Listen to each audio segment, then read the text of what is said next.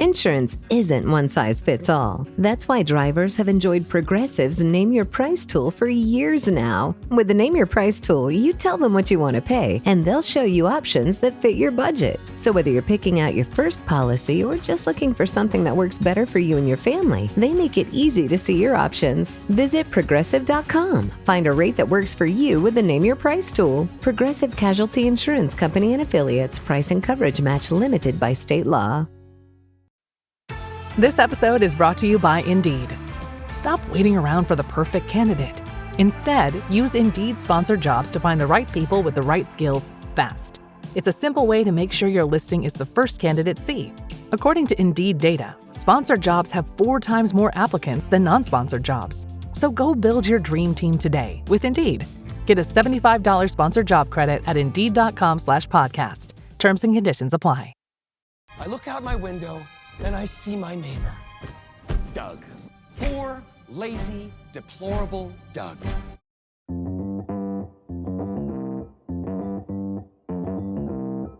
Live from Joe's mom's basement, it's the Stacking Benjamin Show.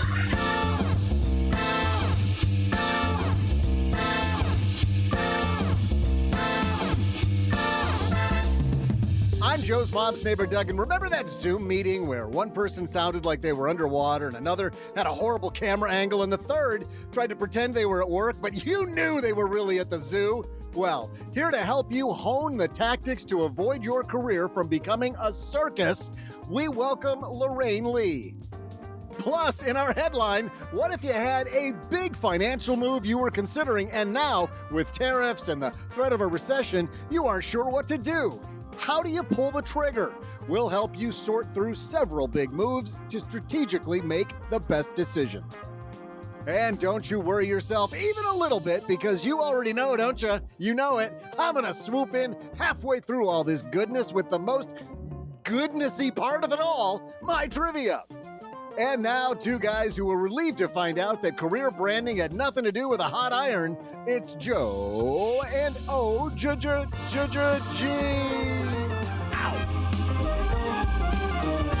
Thank goodness for the clarification. I appreciate that. Hey, everybody. Welcome to the This Is Going to Hurt a Lot Less Than We Thought podcast. I am Joe Saul-Sehy, and welcome to the Stacking Benjamin Show. Sit back and relax because, man, we've got, you know what? Actually, today you might want to grab a sheet of paper or your favorite note-taking device because Lorraine Lee is bringing it. Okay, boomer. Grab some chalk and a slate. Grab your abacus because it's time to start doing the math on all of this career branding. Lorraine Lee is just a dynamo, and I cannot wait to get her advice on making your career better. I know that hopefully after today's episode, well, some of you are going to score some raises. Some of you are going to make a little more money, maybe a lot more money, OG. Imagine if we help people make a lot more money. You think that they'll, it's like tipping the server. They'll come and they'll tip us. Yeah, probably be tips like, buy low, sell high. Don't drink your bathwater. Don't eat yellow snow. I've never heard the one about bathwater. Is that a thing? Really? Don't drink the bathwater. Who knew that you shouldn't do that? Apparently not Doug. Settle down, Portage, Michigan.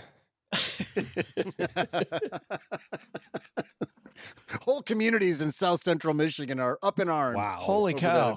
The things you learn about Joe's upbringing on this show. Don't drink the bathwater again, Joe. That's seriously not a phrase. I think that was just something your parents had to say to you. I've never heard that ever. That was Southwest Michigan, by the way. We don't associate with those mid-Michigan people. You're in Michiana. Very close to Michiana, not quite. Lorraine Lee is a top-rated global keynote speaker, consultant, and instructor at a little university called Stanford. She also works at LinkedIn Learning. She's recognized as a LinkedIn top voice and has more than 300,000 LinkedIn followers and over a decade of experience leading editorial teams at the world's top tech firms. She has been a trainer and a guest speaker for Zoom, Cisco, Amazon, a little company called McKinsey, and others. Named a top virtual speaker by ReadWrite, was a finalist for Global Conference Speaker of the Year by Women Tech, also named a top 15 link expert in San Francisco by Influence Digest. But today, she is teaching us how to make sure that we're not passed over for that next raise that we deserve. It's not just about working hard, or stackers always work hard. It's about making sure that you get noticed. So here with the tactics to get you noticed in just a moment, Lorraine Lee. First, we got a couple of sponsors that make sure that this is free and you don't have to pay a dime for Lorraine's presence here. Get it? Her presence? Unforgettable presence, maybe? No? We're keeping this joke going for Monday. Yeah, I have no idea. But Lorraine Lee coming up next. Let's hear from them and then the Lorraine Lee. You may not know that when we started Stacking Benjamins, it was a blog. And even then, just the startup cost, I remember thinking, is this the right thing? And what if I write things and nobody comes, right? Well, luckily, that didn't end up happening. But starting something new isn't just hard. It's terrifying. There's so much work. You're not sure whether it's going to work out.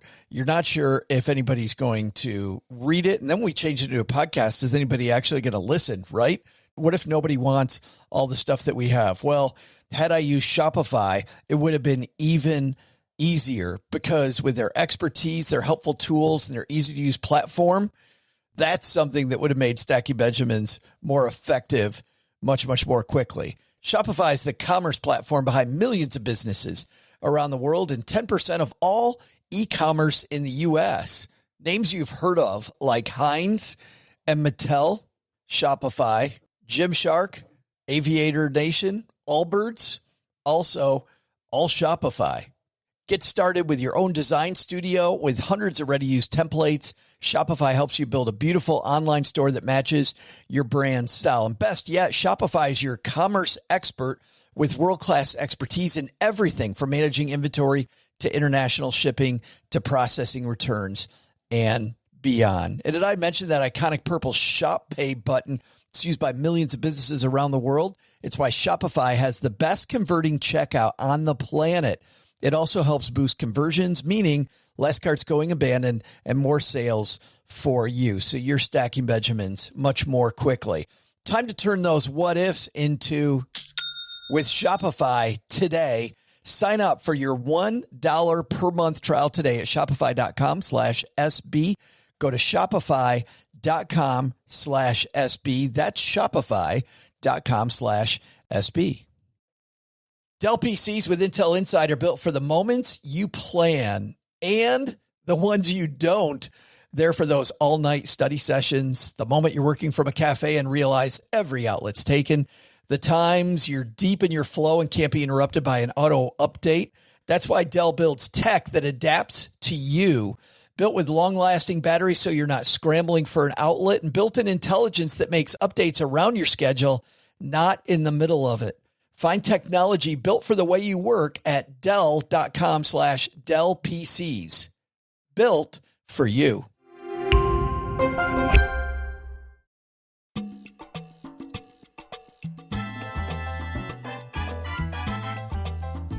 And I'm super happy we finally have this woman coming down to the basement. Lorraine Lee is here. How are you? I'm doing so well. Thank you for having me. I am so happy because I love this idea of taking control of your career, taking control of your brand. But I think the best place for us to start today, after everybody heard about you on Monday and a lot of these concepts on Monday, tell us your story, because really, I think that this whole project has a lot to do with your own personal journey when you started at LinkedIn. It does, yes. I share my own personal journey about my early career was at LinkedIn. I was there for 6 years. I worked on some really high profile projects and initiatives and things many people I think would recognize and use today. LinkedIn newsletters, on that news module in the top right-hand corner of your feed. I moved to Hong Kong for a year, writing those stories. Folks in the US would wake up to fresh news, a lot of things, LinkedIn influencers. And I loved my job there. I loved my coworkers. Everyone liked me. And as hard as I tried, though, you know, I'm an ambitious person. I was in the mid-level of my career. I really wanted to get promoted. I wanted to be viewed as that senior leader. You know, I was there for 6 years. As hard as I pushed, I could not get that promotion. And I couldn't figure out why. You know, I was like, I work hard. I'm delivering results. People like me. What's wrong? And after 6 amazing years at LinkedIn, ended up moving to a company called Prezi. And it was only at that point where I started reflecting a little bit more, realizing, oh, maybe I wasn't doing things in the best way. I was at LinkedIn. I wasn't really advocating for myself and promoting my work in the best way. And I wasn't making it clear what I wanted. Even though I worked on important projects, I was someone who executed, said yes all the time, was less strategic. It was through a lot of conversations, a lot of reflection that I realized, okay, these are the things I want to improve in my next role because I do want to reach that next level. And went into my new role at Prezi really thinking of myself as a CEO of my own career and realizing I need to take my career into my own hands and be really proactive and intentional about it, much more so than I was early on in my career. But it's funny, most of us, especially when we first start out, Lorraine, I think that we think, well, A, I don't want to brag.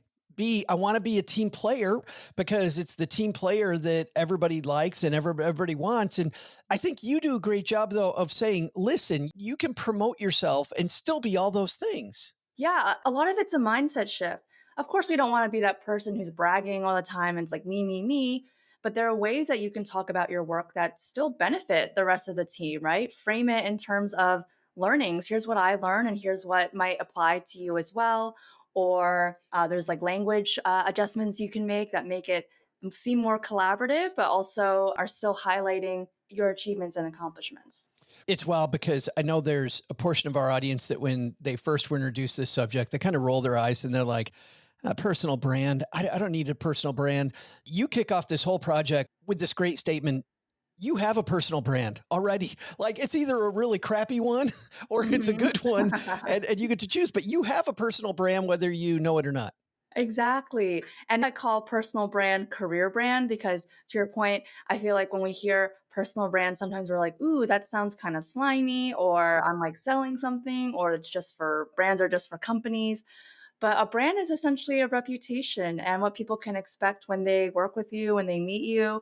And so career brand, I think maybe a little less disingenuous sounding and it explains like your brand is in service of your career. And so we need to be intentional about it because we have one, like you said, and it's either up to us to define it or others are going to define it for us. It reminds me of that old CEO at General Electric in the 90s, Jack Welch, who always said, control your destiny or somebody else is going to. And I love your phrasing of being the CEO. All right, you have these maxims. I kind of want to walk through these. In the old days, you might have said hard work alone will pay off. In the new days, the new way, the Lorraine way of thinking about this, if nobody sees my work, it'll be like I didn't do anything. I need to share my accomplishments. So can we address that one? How do you share? We brought this up a little bit earlier, Lorraine, but how do we share without bragging? We see these people online and they're so braggy. And as you know, it just lands so flat sometimes. I like to share this analogy, the analogy that's like if a tree falls in a forest and no one's there to hear it, did it happen? And I feel like that's like hard work, right? Like if no one sees it, like what's it all for? Does it matter? And so it's really important to keep that visibility piece in mind. And so the first thing I would think about is, if you're worried about sounding like you're bragging, if you have strong relationships with the people with whom you're sharing the work, that is very important, right? Relationships are the foundation of business. And if people know you and they know your intentions and they know your personality, it's very unlikely they're going to think, okay, Joe or Lorraine are bragging all the time about themselves. Oh, they're just trying to be helpful. So that's one, is that you want to lean on your relationships and building those relationships at work as the foundation. Another thing you can do is use more collaborative language. So there was this data in Harvard Business Review that shared that people who use we, us, our to describe their accomplishments versus people who used I statements a lot. So the we, us, our people were actually viewed as more senior. And the I people were viewed as more junior, which is very interesting. So for people who are a little bit nervous about sharing their work, there's good news, right? You frame it in terms of team, and we're sort of all raising the bar together and uplifting each other together. And I think that's a really maybe more genuine way to share accomplishments, especially for any introverts out there. I'm an introvert. And so Me you don't too. like to put, attention on yourself. So it's like, oh, the whole team, like we worked on this together, but people know like you're leading the charge or you had a big part in it. There's I think a wonderful sidelight to this too, which is, I think the more you talk in terms of we, Lorraine, I think the more you are a we player. You know what I mean? Like if you're always using we language, you're thinking about how can I lift other people up, which really on a LinkedIn post or wherever it might be is a huge thing where you're helping other people. Exactly. I think the best leaders are those who lift others up and those who help. You mentioned relationships, old way of thinking, Lorraine writes, my network will grow naturally. new way of thinking. I need to make sure I'm actively building relationships, not just when I need something, which seems to be all the time when people reach out to me. Hey, Joe, I need your help. Yeah. Hey, I've talked to you 6 years ago. Sure, sure. But this seems to speak to some sort of career CRM. For people who don't know what a CRM is, like a client relationship management thing. Is this like a CRM? Because we tend to forget people sometimes, Lorraine. How do we make sure that we are out in the world building these relationships? You can use something as elaborate as a CRM. And I interviewed a content creator, Corporate Natalie, and she mentioned she has a network tracker. I don't have something like that, but it is really important to have those one-on-one conversations with people at work. It's not just I'm talking to you because we're working and I need something, but hey, let's grab a coffee or let's go out to lunch. Let me get to know you a little bit more. Just be, it doesn't have to be like you need to know their whole life story, but a little bit more beyond the surface level talk and the work talk. And so I think that's very powerful. And then it's about checking in with your network however it makes sense for you. So for example, I actually have this yearly holiday newsletter. And so anyone who I meet who I feel like I have a connection to, I will add them to the newsletter. They will hear an update from me about once a year. And then I also ask them, like, tell me about what's going on. I want to hear about it. And so that's a very light touch way to stay top of mind and to keep that connection going. Boy, that's fantastic. The other piece I like about that, you mentioned being an introvert. I'm an introvert. I play an extrovert on the podcast, but I wouldn't have been able to tell. Yeah. I always need 2 days. I need those 2 days alone, after. Yeah. But seriously, grabbing the coffee, I think, makes it more comfortable for the introvert instead of transactional business. If I know you, it's going to make me exude less energy to have this relationship. And introverts are very good at building those relationships in a one-on-one setting because they are really good listeners, because they're empathetic. And so that's the introvert strength. Third on your list, feedback comes during annual reviews. That's the old way of thinking, of course. You change that. Feedback should be ongoing if I want to grow. This is also a tough thing for introverts, Lorraine. How do we ask for feedback when we look at our boss and people around us and they seem so busy? It's really important to have that regular feedback because we don't want to wait a year to find out that something's wrong, or we should have been working on a skill that would have gotten us promoted. Like, that's too long.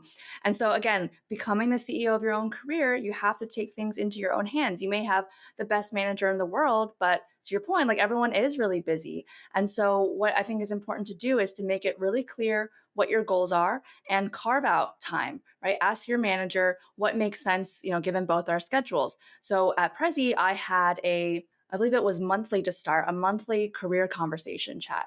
So separate from our one-on-ones, I was like, I want to get promoted. I want to become a director. I'm going to set aside this time for us. Does that work for you? And then eventually it changed cadence, right? But to start, I was very intentional. I wanted to talk each month, check in. How am I doing? Learn about my manager too. I think your manager would love this, by the way, would love this. Most managers, because they know that you're engaged. Oh, 100%. Yeah. And then I got the promotion. I feel like we were both always on the same page and there was never a doubt what my goals were. She knew. That's fabulous. Which brings up when you brought up the promotions and raises happen with enough time. That's the old way of thinking. New way of thinking, and you just referenced this, I need to advocate for myself. We also fear, Lorraine, our differences. I love this woman you pointed to, Linda Tong, I think is a great early story in the book because Linda really, I think, exudes this point that sometimes our differences can be our kick-ass strength. Yes, I love Linda's story. So Linda is the CEO of a tech company called Webflow, and she used to work at the NFL. And she's an Asian American woman. And so I was asking her about whether she's faced bias or like how you can leverage perhaps your differences to stand out. And she said, yeah, I'm sure sometimes maybe there were negative stereotypes being an Asian or being a woman. But instead of kind of dwelling on those and being like, oh, these are blockers to me getting to the next step, she instead flipped it on its head. And she said, okay, you might have these assumptions about me, but I'm going to prove you wrong. And I'm going to show that I'm the biggest NFL fan and that I have opinions and I have expertise in this area. And it almost becomes a strength because you're defying people's perhaps lower expectations of you. And so that to me was very powerful. And also another communications expert, Vin Jang, said something similar in that people said, faces like you, we don't see those on US stages. And he said, I'm not going to dwell on that. And instead, I'm going to be the best at what I do. And I'm going to show you all. That's fabulous. That's fantastic because between our ears, we get focused on our differences. We get focused and we think it's a weakness when it can be your superpower. Yeah. All right, let's start building this foundation. You talk about having an epic career brand. What is epic career brand? EPIC stands for experiences, personality, identity, and community. And these are the four ingredients that are very important to think about when you are reflecting on, okay, what do I want my career brand to be? What is it right now? And so, experiences, these are going to be experiences, both personal and professional, that have got you to where you are today. Personality. So, for example, Joe and I are introverts, and some people might be extroverts, more serious, more playful, the energy, funny in the group. Identity. These can be your cultural background or values. This is also work values. So, what's important to me? How do I operate? So, for example, relationships are super important to me, and also being someone who is reliable. And when people come to me and I say I'm going to do something, like they know, like Lorraine's going to get it done. And then the fourth piece, community, which I think a lot of people, this is where they forget, is okay, I might have the EPI all set in my head of what I want people to think of when they think of me. But if your community is not seeing you in that way, there's a disconnect. There's that alignment that needs to happen. You can't have a brand where you're almost shooting too high from where you are right now, and your community sees you as maybe a more junior person, but you're like, I'm the C-suite level, like it has to kind of align, and then you sort of bring them up with you as things change and transform during your career. When I talk to new podcasters and I'm giving them advice about how to start their show, after I tell them don't, when I'm diving into it with them, they always say, well, I don't know what to talk about. I don't have anything to talk about. And to your point, your experiences is yours. Your personality is yours, your identity. And you talk about starting there, like being 100%. And I know the word authentic is overused, Lorraine, and some people roll their eyes, but truly it is about being authentically who you are, showing up as who you are. Again, not being this braggadocio person on LinkedIn or wherever you're meeting your audience. Yeah, I think a lot of people get in their heads and they think, oh, if I'm going to say something or have a brand, I need to be the smartest, most unique person out there. But, looking at EPI out of Epic, like we all have our own lived experiences, and there's always going to be people out there talking about similar things. I say this a lot on LinkedIn, that there's tons of people talking about similar topics to me, but we all have different stories and we all have a different approach and we all have different backgrounds. And so that's that connection. That's what people resonate with. And to not worry about being the most original out there, but being you, because people connect with people. So people will want to learn from you specifically. Let's talk about some differences between the sexes. And we talked about promotions earlier and raises. You've seen the studies as much as I have. Women don't advocate for themselves enough. Studies show your boss wants to give you the raise. You don't want to rock the boat. Men have trouble being vulnerable, Lorraine. So when you talk about your experience, how much vulnerability when you're on social media advocating for yourself is the right amount? You always want to keep it professional still when you're on LinkedIn. I love that I've been seeing a lot more personal stories on LinkedIn. And I think that's really what people connect to. So, talking about a layoff or talking about trouble getting promoted or talking about how you negotiated the raise or how you perhaps didn't get a funding round that you wanted. I think those are all things that we can connect to. It's like a common human experience, right? Failing, quote unquote. But these are all learning experiences, right? I don't like to call them failures. Like each quote unquote failure leads to a learning that gets you to the next point in your life. I think showing vulnerability is great. And you just want to keep it professional. You don't want to get like too personal, but I think like you use your best judgment, right? I think those personal stories really help people get to know us and then connect with us and want to root for us. I love the start of that. You're implying listen to social media, not your therapist. Yeah. But there are some times, frankly, when I've seen people, I'm like, I think you need help. I think you really shouldn't be sharing this here. You need to share someplace else. This is a big point that you make, which is where you show up is important. How do we decide where we're going to show up and talk about our career brand? Mm-hmm. The where piece of presence is so important, and I was really excited to include this in the book. So what I'm doing is I'm redefining what presence means. So a lot of people, they hear presence, they think executive presence, how I show up in a boardroom, right? Right. I walk into a room and I puff out my chest yes, or whatever. I'm that executive presence. But I think executive presence is just one piece of the puzzle. So I like to call it professional presence more broadly. And what it means is how and where you are seen. And so the how piece, a lot of us do well. But as you said, like the where piece is really critical, especially in our new world of work where we're all over the place. Some of us are remote, some of us are going in person. Like there's a lot of places now where we can connect with each other, get to know each other.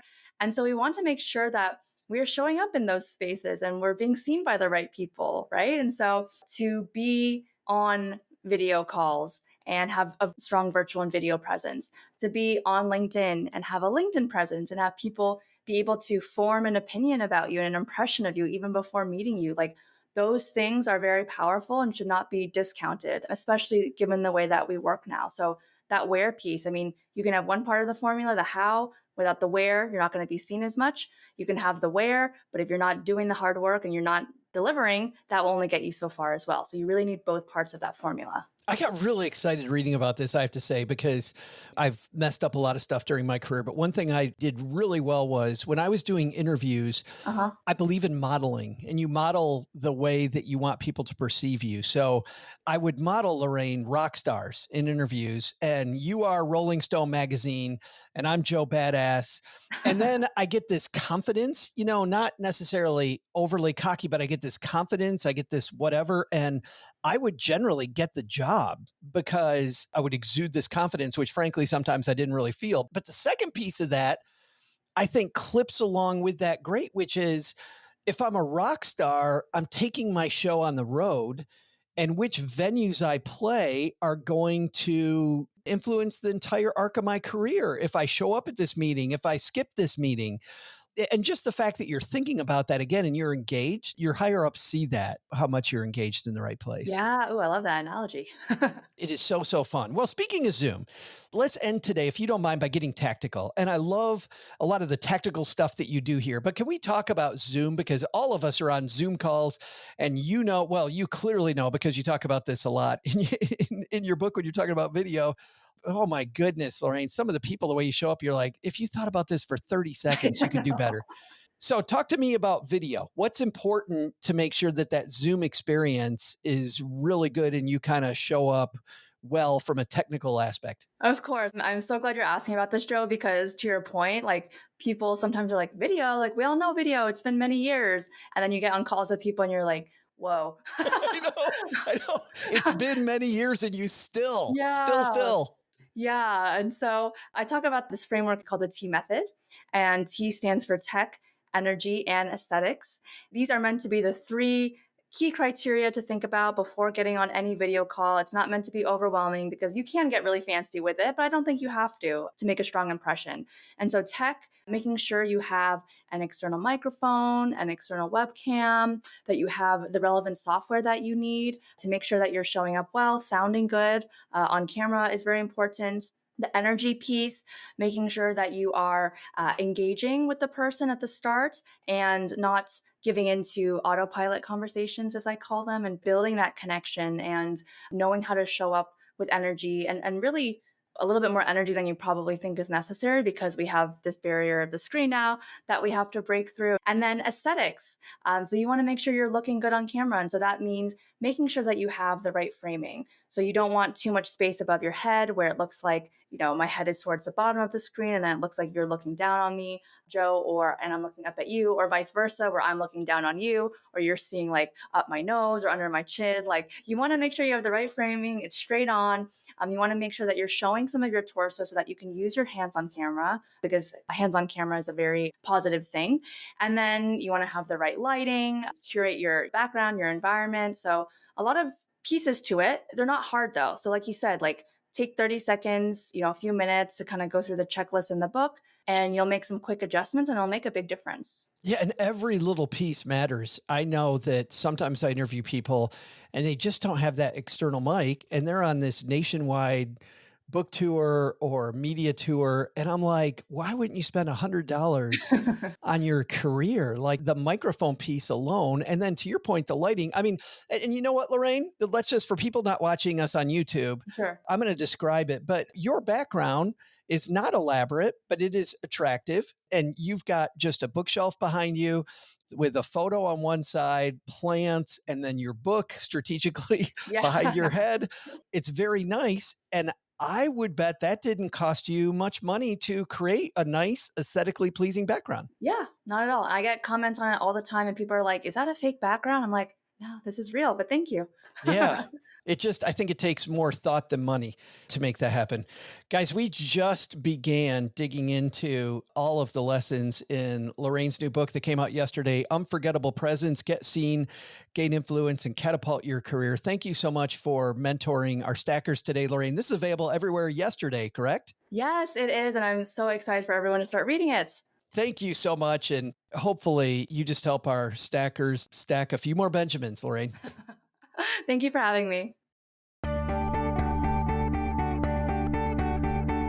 Hey there, stackers. I'm Joe's mom's neighbor, Doug. And how about Lorraine Lee, huh? You're sure to score that promotion now. Lorraine mentioned she was a junior executive with LinkedIn. And so let's ask that question. Which big company owns LinkedIn? I'll be back right after I go update my LinkedIn profile to say that I'm busy. Wait, how would Lorraine Lee upgrade that statement to make it sound more professional? Oh, I know. Oh, I got it. She'd have me type that I'm engaged, in the making of this show. All right, OG's gonna definitely promote this guy.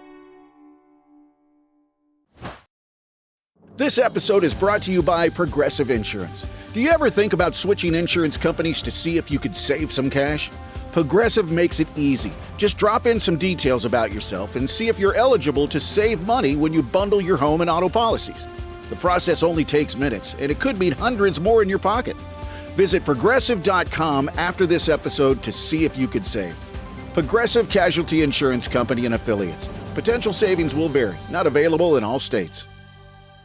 What would you do if your online store converted 36% more shoppers? You could take 36% more vacation. Another pina colada? Yes, please. Open a new retail location with 36% more square feet. Fantastic. Hire 36% more help. You're hired and you're hired. Shopify has the world's best converting checkout, up to 36% better than other e-commerce platforms. What you do with those extra sales is up to you. Switch to Shopify today at shopify.com/listen and get a $1 trial. Shopify.com/listen. Did you know Fast Growing Trees is America's largest and most trusted online nursery with thousands of trees and plants and over 2 million happy customers? Whether you're planting fruit trees, adding privacy, brightening things up with flowers, or bringing in houseplants, Fast Growing Trees has it all. Even better, they can help you find options that are right for your climate, your space, and lifestyle.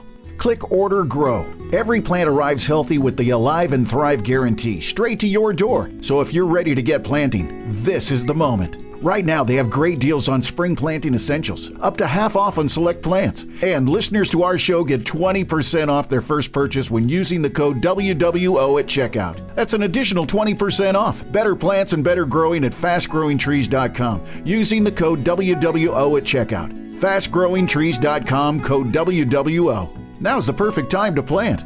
Let's grow together. Use WWO to save today. Offer is valid for a limited time. Terms and conditions apply. Go to growingfasttrees.com for details.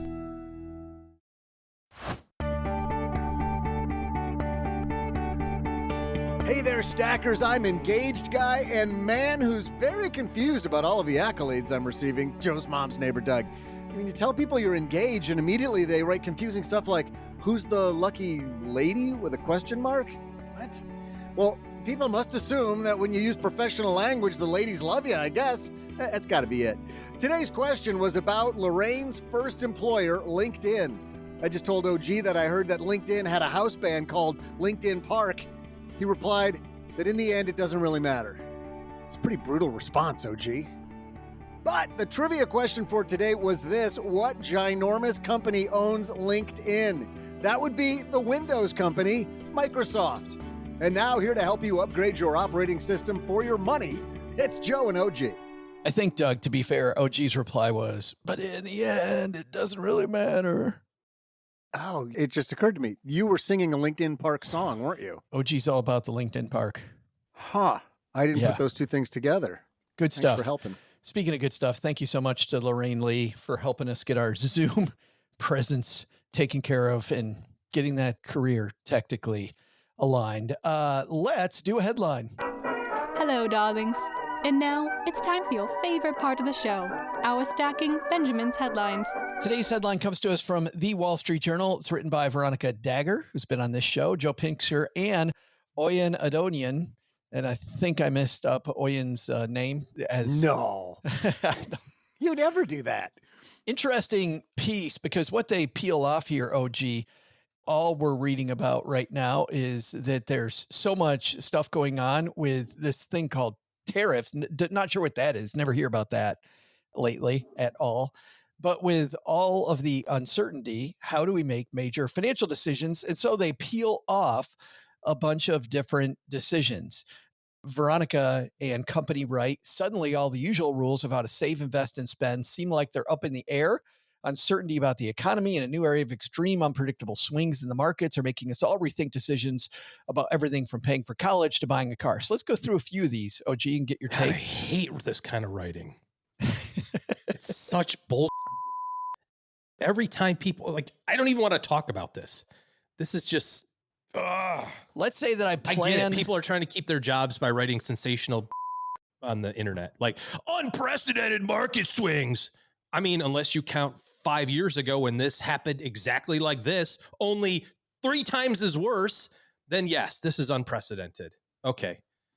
People are rethinking how to pay for college. No, they're not. Like, your kid's still going to college next year. It's not like, well, sorry, Junior, the market's down 4%. Guess you're out of luck. Nobody's rethinking college. So dumb. Let's say that I planned on buying a house this spring. Mortgage rates have been inching up, OG, and people are worried a little bit about market interest rate rises, you mean? They skyrocketed from 6.75 to 7.05. McGird. If interest rates go higher, what do I do about make a bigger down payment? Buying the house. Make a bigger down payment. So then you wait, because often people are struggling to come up with that down payment in the first place. You're saying wait. Yeah, make a bigger down payment if you got to wait, or just lower the price by a smidge, because I would bet that that's somewhat commensurate. Depends on where you live, right? Obviously, there's certain areas of the economy, certain areas of the country, rather, that housing prices are not having any issues, and the interest rate changes are not having any effect on market demand. But to kind of give you an idea, people will freak out about this, right? And say like, oh my God, the interest rates went from 6.5 to 7.5. I'm totally screwed. The difference on the payment for a $400,000 mortgage over 30 years is like $250 a month. Now, I'm not saying that $250 a month isn't any money or a lot of money or not a lot of money. It's a number. But if your budget is so tight that $200 makes the difference, you shouldn't be buying this house anyway, because frankly, the windows could blow in, or the roof could cave in, or the water heater can take a crap, or whatever. We just had a $200 AC repair that seems like we're repairing every 15 months. And when I said it to the guy, I go, the capacitor again, huh? He goes, yeah, these things just, you live in Texas, man, this thing's running 20 hours a day in the summertime, nonstop, it's basically nonstop for 9 months out of the year. It's gonna die at the rate of about once every year. And I'm thinking, okay, all right, it's not now a budget item, but it wasn't in the budget, right? It's like $200. And if $200 is going to make or break it, you shouldn't buy this house anyway. We talked about this a couple of weeks ago. I don't understand why people think that, I think the phrase is, don't compare your beginning to somebody else's middle, and it's like, you hear these things like, well, I'm 25 years old, I can't buy a house. It's like, okay, so wait till you're 30, save more money, live in a cheaper area. I don't want to sound ultra insensitive, but there's no rule that says you have to buy a house when you're 25. And so if the interest rate change makes an impact that you can no longer afford it, then you were too close anyway, frankly. I love this idea with, or get a different mortgage, get an ARM, I mean, there's 1,000 ways to deal with this. Well, and I love your focus, which is focus on the things that you can control, right? I can control the size of the house that I buy. Yeah. I can control whether I sign on the dotted line for this price for the house. I can't control what the interest rate fluctuation is going to be. And if it's close, to your point, if I think there's a chance that my budget may get out of control, the level of debt might get out of control, then I shouldn't buy it. Yeah, I mean, if it was $200 one way or the other, that's too tight anyway. Way, way, way, way too tight. I love some advice stackers we've given in the past, which is take a look on a calculator at what that's going to cost you, what you think that monthly payment's going to be, and play test it for a few months at a time. Yeah. I was talking to somebody the other day about this. I feel like it was about a house purchase or maybe a house upgrade. And it was in the same vein. It was like, look, if you think that in July you can afford a $400 a month mortgage price increase, you ought to be saving $400 a month right now. How come you can't save $400? Oh, it's really tight. Well, what are you going to do when it's due? If you're in that situation where you're upgrading or where you're moving into a new thing, or you're saying, hey, I think we can afford this deal. If you can afford it in July, you can afford it today. I think there's also something to be said. Interest rates can be high for a long time, and these aren't high interest rates. These are pretty. Yeah, it's kind of normal, actually. These are normal interest rates. Yeah. If you widen your view, it definitely is normal. But I love what real estate investors always say about this. Buy the property, date the rate, right? Don't get obsessed with the fact that I got to keep this interest rate forever. I can refinance later on. Yeah, I mean, that's not a free proposition either. And again, I just come back to, like, I think we're focusing on the wrong syllable. Like, that's what Mrs. Slates used to say in second grade. The reality is you shouldn't be so snug in your budget that an interest rate change, and it's not changing by a whole percentage point, it's changing by, 0.1% or something. That's going to matter. And frankly, you should be doing this the right way anyway. You should be putting 20% down on your house. And if that means you have to wait 3 more years because you need to save more cash, you want to give yourself that margin of safety. I bought a house with 0 down, interest only. I wish that somebody would have knocked me into a coma for 5 years as I was about to do that deal, because that would have been a better outcome for me. It was so miserable every single solitary month with not a drip of margin of safety. We bought our house in Michigan, the literal peak of the market at the time in 2004. And by 2 years later, our house was worth half as much. We put 0 down. So we were upside down every single dollar the difference was. And it was interest only. So we had made 0 principal payments on this thing in 2.5 years.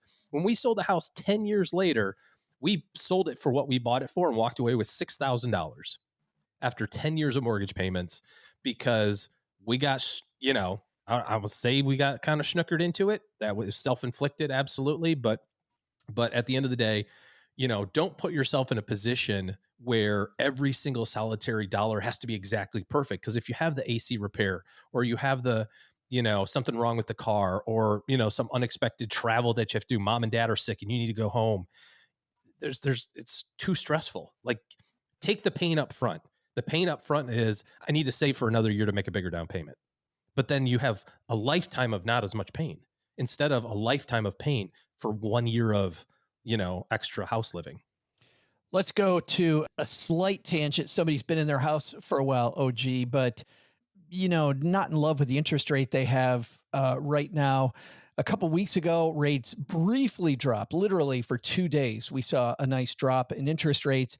Refinancing activity jumped by 35%, according to the Mortgage Bankers Association. So here's the question. Should I be looking, like apparently a lot of people have been looking, to refinance? Refinancing is a very personal decision as it relates to what the terms are and the cost structure of what you have originally. I mean, for somebody who has a bunch of debt at 27%, getting a home equity line at 10 is a bargain. For somebody that's got a bunch of debt at 4, refinancing at 6 is the stupidest idea imaginable.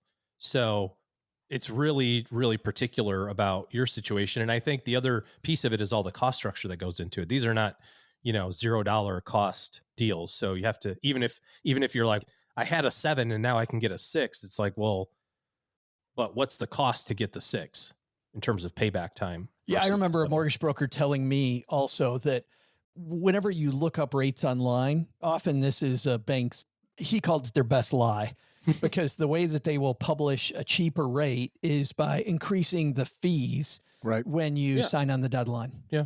Everything counts in that calculation. Just because you see, well, I can get this for 5%, asterisk, with a $50,000 payment of fees. It's like, okay, so what does that effectively turn into, in terms of the long-term piece of the loan? Next one they have here is, of course, as we record this, stocks have bounced off the lows. And contrary to all the things that we were telling you here a stacker, and you can't take back the sins of the past. OG, you panicked and you sold some stocks at a loss. Is there a way to turn that into some tax savings, maybe? Well, so you're saying that there's somebody out there who did freak out? Like, what do you do now? Did freak out. They sold their stuff at a loss. Now they're sitting on cash, number one, Yeah. and the market's higher than it was when they sold off the bottom. And then number two is, it's all sitting there. I don't know. Can I turn these lemons into lemonade? Well, the only thing you can do to right the asset allocation problem is to be back to where it should be. So if you made a mistake, don't compound the mistake by keeping it in cash and watching the market go ever higher. And I'm not guessing at what the market's going to do. I'm just saying it's pretty difficult to time this out correctly both times.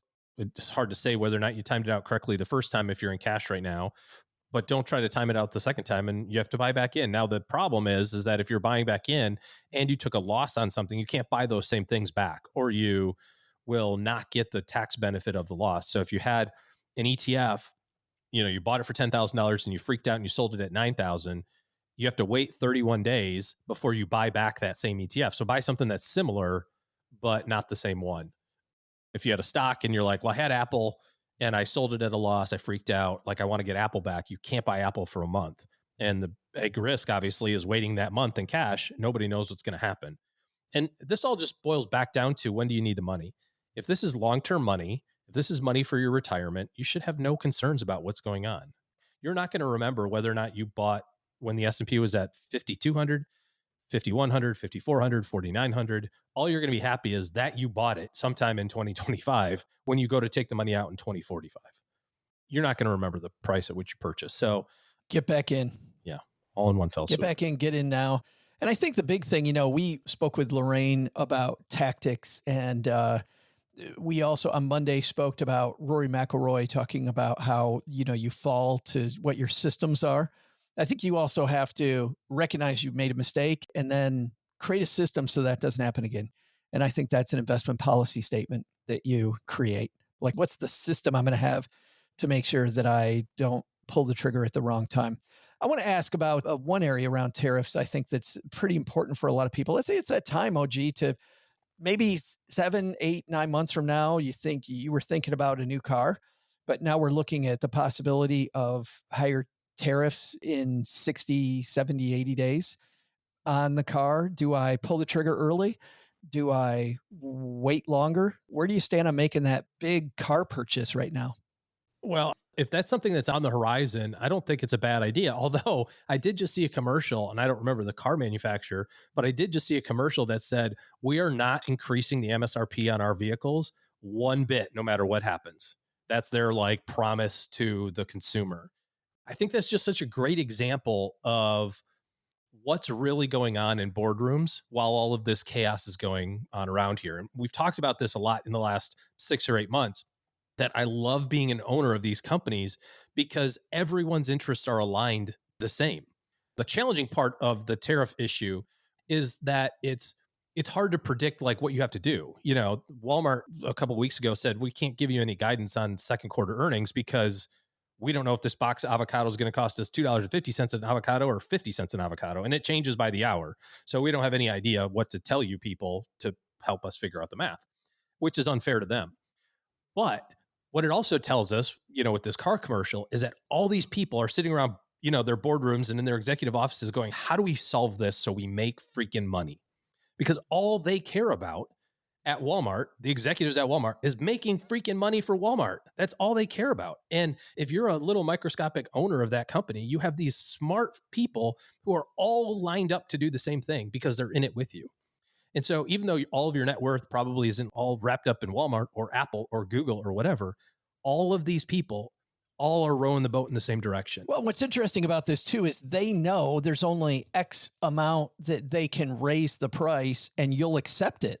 They know that if the price goes up too much, it's going to smoke them. They're done. Yeah. I mean, this is the problem that everybody's trying to solve, which is how are we going to account for this new thing that may or may not happen? And to what extent do we account for it? And how does it affect us? And how do we make money? And how can we raise prices without consumers being mad? And how far that, all these people are just thinking about that. thousands and thousands and thousands of really smart people are trying to decide how much an avocado should cost at Walmart right now. And you're the benefit of that. You don't have to think about any of this stuff. You just have to go, hey, they're trying to make us money, man. High five. Guys at Coke trying to make us money. High five. Guys at Apple trying to make us money. High five. And they're all in it together. This is what's so awesome about this. By being an equity owner, by owning all these companies, is you don't have to worry about any of this crap. Now, maybe you delay your house purchase, or maybe you pull forward a car purchase or whatever. That's fine. But you're not sitting there going, oh my gosh, how does Walmart make money today? Unless you're sitting in one of those boardrooms, in which case you're doing that. But maybe some of your money is also invested in these other companies and you're letting them handle their business. Which is why you don't invest heavily in the company you work for. Well, I mean, sometimes, obviously you can't control that, right? If you're an executive at Walmart, lots of your compensation is tied up in Walmart stock, but maybe you have some Apple shares and you have some Amazon and you have some JCPenney or whatever. They're smart people are telling them to diversify a portion of their net worth. They're trying to do all this too. Absolutely. All of this is short-term price fluctuation because of the unknown of short-term future earnings expectations. That's stock prices. Stock prices are priced based on how much people, the market, believe that they're going to earn in profit over the next period of time. It doesn't have anything to do with what they're going to earn over the next 50 years. I do like looking at what this individual car company is saying, the type of car that you're buying, like what's their take, what's their position, because we've seen all kinds of CEOs of these companies. I saw the CEO of United Airlines this morning as we record this, talking about what's on his mind with pricing, which, by the way, is a lot different than what you're seeing in the news. I love what Veronica Dagger and company write here. What about a used car? If forecasts put you off a new car, she writes, the used market likely won't provide as much refuge as usual. Inventory was thin even before tariffs, since supply chain woes several years ago meant fewer used cars, people scrambling to buy used cars. So now those prices over the short run going up. Yeah, maybe. I was at a car dealership, two of them in the last couple of weeks to get just regular car service. And I noticed a marked difference in the last time I was there. There's so many cars on the lots at these two places that have small sample They had a size, bunch, right? huh? There were literally trucks lined up down the service drive full of cars. Now, these are all new, right? So different. But yeah, I don't know. I mean, obviously things are going to be affected by short-term spikes in demand, but they write, arguably the savviest financial move you can make is not buy one if you can manage it. But they say even that stands to get costlier. The Doug move here, you don't want to do that.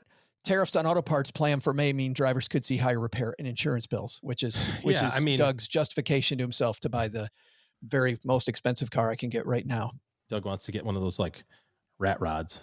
Yes. And you see Doug running around. But I need the 911. How am I going to get to work? Actually, I do need a 911. Yeah. There's no bad example. Yeah, that actually is something I do need. And if anybody has one, I would take it off your hands at a very fair price. But that goes into the decision-making around car purchases in particular. If you don't shop the insurance ahead of time and you don't know if you're going to buy a used car, we were looking at a used car for William. And I said, hey, take it into the dealership and price out all the stuff that's going to, this is going to go to a 16-year-old. They don't know anything about anything. Like, tell me everything that needs to get fixed. It's like, oh, well, this $4,000 worth of stuff. It's like, oh, okay. Hey-o. Well, if it's a 911, that's a pretty good deal. It wasn't a 911. So it was not a, you know what I mean? It doesn't make it bad. It's just, you got to go into with the knowledge. It was two of those numbers. It was a 91. Yeah. When it was a 91, exactly. When you buy a new car, you pay sales tax. Sometimes when you buy used cars, you don't pay as much of a sales tax or any, that could be a big number. In Texas, it's 6.5% or 6.25%. Buying a brand new car for $50,000-$60,000 is $2,500 of taxes paid, not to mention the depreciation. So I think all of that stuff you have to factor into it, just like we were talking about with the mortgages. Everything counts in that calculation. I'll link to this piece. You'll need a subscription to the Wall Street Journal to read it, but it's or Apple News. Or to Apple News. Yes. And thanks to Doug, by the way, for gifting us with this one. Doug's like, here's a topic. Doug. Appreciate it. Yeah. Nice work. Let's meander out on the back porch. Doug, we got some stackers doing some cool stuff, or a stacker doing something cool. A stacker. I wanted to talk about Super Stacker Cosette, who went to Japan and packed one thing, a Stacking Benjamins t-shirt. That's all you need. That's all she took. All you need. Yeah. And she took pictures of herself in front of some interesting places. Very common place for tourists to go. She went to Hiroshima. I'm not sure what the correct pronunciation there, but she also, I think you pronounce it like South. Yeah. Hiroshima. But there's one picture in particular that I've been trying to Sherlock Holmes this thing, because she's standing in front of a vending machine holding a can of what I can only surmise are crab legs. A can of crab legs. I don't know. That's what the picture in the can looks from like. a vending machine. From a vending, and they sell some crazy in Japan through vending machines, so it's possible. Right, not as good as vending machine sushi, but a nice Right. second.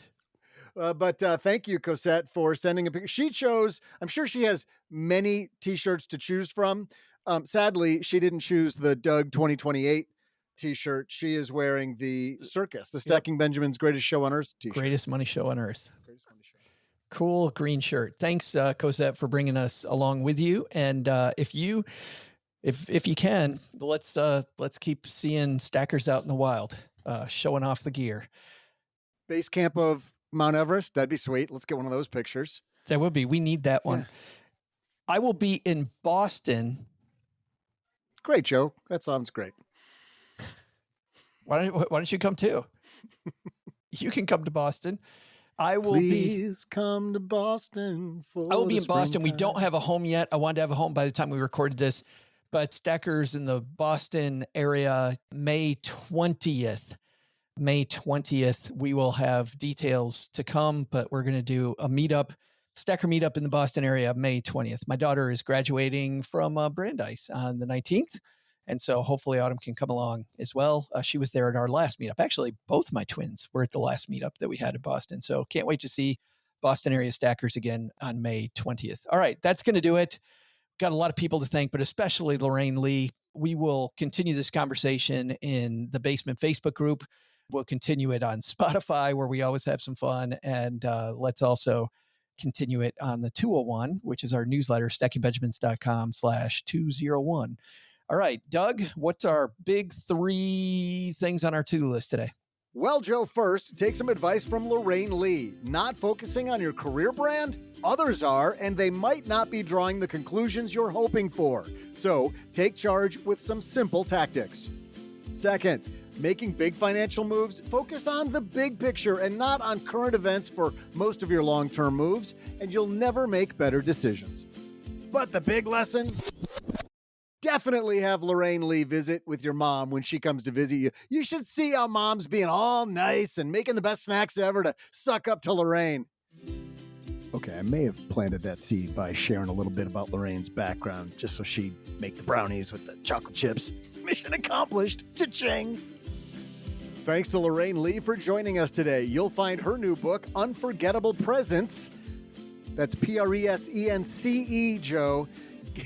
Unforgettable Presence. Get seen, gain influence, and catapult your career wherever books are sold. We'll also include links in our show notes at stackingbenjamins.com. There's no L in presence. This show is the property of SB Podcasts, LLC, copyright 2025, and is created by Joe Saul-Sehy. Joe gets help from a few of our neighborhood friends. You'll find out about our awesome team at stackingbenjamins.com, along with the show notes and how you can find us on YouTube and all the usual social media spots. Come say hello. Oh yeah, and before I go, not only should you not take advice from these nerds, don't take advice from people you don't know. This show is for entertainment purposes only. Before making any financial decisions, speak with a real financial advisor. I'm Joe's mom's neighbor, Doug, and we'll see you next time back here at the Stacking Benjamin Show.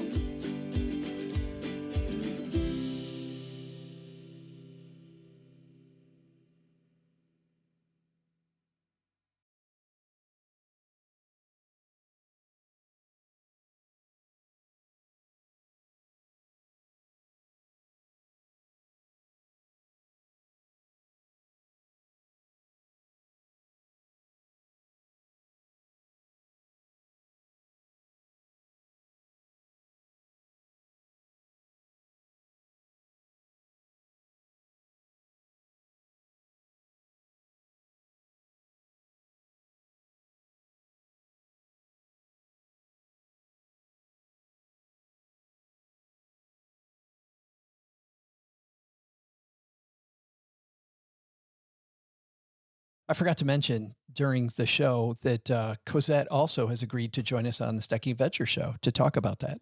So if you're interested in travel and you want to hear travel stories, Crystal Hammond and I dive into people's stories about going to different places, and Cosette has agreed to share with us what she did in Japan. Can you ask her, not for nothing, like how odor resistant the Stacking Benjamins t-shirts are? Because if that's all she packed, I want to know, like, were people not wanting to sit next to her on the plane ride home? Did it hold up? Yeah, how did it's it hold Cosette. up? She doesn't perspire. She's calm under pressure. Yeah, it's never hot in Japan. Hey, I got a question about food. What is something that you make that you're very proud of, like you make yourself? My egg sandwiches. That you're eating right now? I'm eating right now. My God, I'm in it. Like my eyes are rolling back in my head a little bit. That you've so been good. bragging about. I mean, I'll show you. Look at what I made. Look at that thing. You get the ciabatta rolls, or little square ciabatta rolls from Costco. First thing you do is you put the bacon on the griddle. Normal amount, like a dozen pieces, like the whole sheet of bacon slices from Costco. You put that whole thing on the griddle, get the bacon fat on there. That's first. Get that off, get it soaking, in the paper towel to get off all that unhealthy fat. The rest of the bacon's totally healthy. Totally, 100%. Science. And then on one half of the griddle, you crack this, you separate the ciabatta roll, you put that face down in the bacon grease, so you're grilling the bread a little bit and getting it nice and crispy and soaking up all that flavor. And the other half, you crack your eggs and you get them, starting to fry on one side, put some seasoning on top. My choice is a Chilean seasoning that has lots of ingredients in it I couldn't name, but it gives it a non-spicy but sort of South American vibe, and a little bit of pepper. And you get three of them, flip them. So, because you can't have the messy yolk, you got to get that yolk good and hard so it doesn't drip all over you while you're recording. And then you just assemble all of that together. Oh, it'll set you up for the day. Yeah, this is the one thing that Doug makes. Doug makes two things that he's proud of. He makes this where he points to the sandwich. He makes another one where he points in the toilet and goes, "Look what I made." Oh, Joe, why did we have to do that? No, he doesn't. This is coming off as such a sophisticated piece. It was. I got to tell you, I made something last week. We got a red snapper, and it was so damn good. It was so good. I'd never had red snapper before. It was very meaty. And it was cool to buy a fish because, like, I don't know about you guys, but I go to buy the whole fish, like head, eyeballs, and everything? No, I didn't do that. What's funny, though, is that when I was looking at recipes, they showed it the red snapper that way. Thank God mine was not that, because I'm not that advanced. I can't debone my fish yet. You don't need to have a conversation with your meal while you're deboning it. I can't do that. So how's your day going? I did it, Bula. Not as good as mine. I did have bouillabaisse in Marseille when we were there. Hold on. You said you didn't say the L's in Marseille, but you say the L's in bouillabaisse? Bouillabaisse. It's pronounced bouillabaisse. You're just making shit up now, aren't you? Oh my God. You're eating with your mouth full. Anyway, I was very proud of it because I got done. I don't know about you guys, but fish kind of intimidates me at the grocery store. I'm like, I can't make that. I can't make that. I can't make that. So I decided to go out on a limb and try to make red snapper, and we dig into it, and Cheryl's a little afraid of it. And next thing you know, she's like, "This is fantastic. It was really, really good. Lightly breaded, some lemon seasoning, just red snapper." Have you, speaking of foods that you're proud of, OG, I know you've been trying to perfect your brisket. How's that coming? Well, the last time I did it, it blew my grill up. What? Maybe don't use gasoline as a heat source. It blew your grill up the last time you made brisket? Yeah, I mean, the grill blew up, so he's just going to end it there, Doug. Period. God. Okay, end of story. Well, there is the rule that when a man reaches the age of 40, he has to make a choice. You either get really into smoking meats or really into World War II. You clearly chose 40. It's in the handbook. You chose the meat route. It's in the handbook. Yeah. I mean, I don't make the rules. No, it's serviceable. I'm nowhere near. My brother's way better. In fact, when he comes down in a couple of weeks, he doesn't know this yet, but he'll be making me a brisket.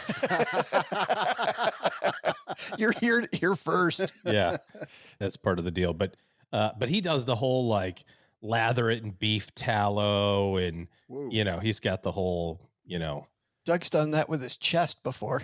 yeah, yes. It's irresistible. But it's serviceable. I do pretty good on the grill. Smoking, not as good, but I can. You got something you've made recently you're pretty proud of? I'm a big fan of reverse searing tomahawk ribeyes. That's a pretty good treat. What does reverse searing mean? You do it backwards. You sear in reverse. I got that. It's generally reserved for like big chunks of meat that, are harder to grill perfectly. So you cook it at a lower temperature to the internal temperature that you want. So you take this big slab of, brontosaurus burger like they have from Fred Flintstone. Yeah. And you cook it at 250 degrees for 3 hours until it's 120. And then you put it on the grill, as opposed to grilling it, trying to get it to 125. Gotcha.